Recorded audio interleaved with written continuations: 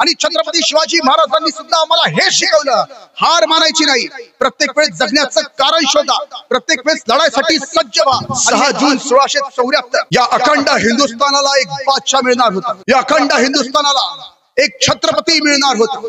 छत्रपती शिवाजी महाराज आता ऑफिशियली एक राजा घोषित होणार होते. या मोगलांच्या पादशाहीला सरळ चॅलेंज करणारा एक राजा या महाराष्ट्राच्या भूमीमध्ये जन्माला आला होता आणि त्याचा राज्याभिषेक होणार होता. राजे छत्रपती होणार होते. सकळ गुणमंडित, अखंड लक्ष्मी अलंकृत, राजकार्य धुरंधर श्रीमान महाराज छत्रपती शिवाजी महाराज की महाराज छत्रपती झाले. आणि ही खबर औरंगजेबाच्या दरबारामध्ये गुप्तहेर येऊन दिला.